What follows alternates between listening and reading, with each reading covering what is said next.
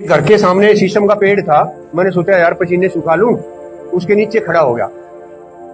बड़ी काम की बात है बेटा, पीछे खड़ा हो गया भाई उस पेड़ के नीचे।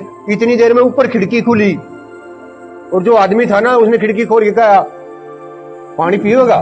भाई मैं तो साथ उम्र में था, गर्मी भी लग गई थी। मैंने कहा हाँ।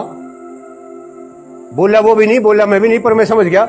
मैंने ऐसे करा, उसने हाँ बढ़ ली। मैं कहा भाई, मैं सोचने लगा यार कितना बढ़िया आदमी है, कोई जान ना कोई पहचान, और इसने क्यों कर पता लग गया। मैंने गर्मी में प्यास भी लग रही होगी, घना बढ़िया आदमी है। खड़ा रहा, हमें 5 मिनट होगी, 7 होगी, 10 मिनट होगी, आया ही ना। मैंने फैसला बदल दिया, अच्छा घटिया आदमी है ना, ये पहना था तो मैं क्यों खड़ा कर दिया, अपने घर तो जाता।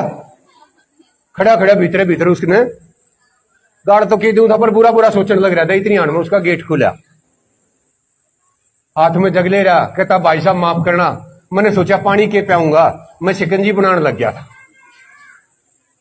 इसलिए मैं आपके लिए शिकंजी ले आऊं। मेरे विचार फिर बदल गए, यार आदमी तो अच्छा है, मैं ये गलत सोचू था। तो उसने गिलास में शिकंजी डाल दी, जैसे मुंह गलाई उसमें मीठा तो था ही नहीं। मैंने सोचा यार अच्छा बेवकूफ आदमी है, इतनी देर तक खड़ा रहा, क्या मीठा ना था तो क्या ही शिकंजी लाया था। इतनी हाण में उसने पुड़िया निकाली। भाई साहब मैंने सोचा कदे शुगर सागर हो, बताओ कितनी चीनी मिलाऊं।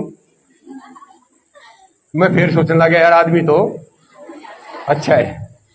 हमारी सोच इतनी जल्दी जल्दी बदलती है कि हम अगले को समय भी नहीं देते कि वो अच्छा है या बुरा है।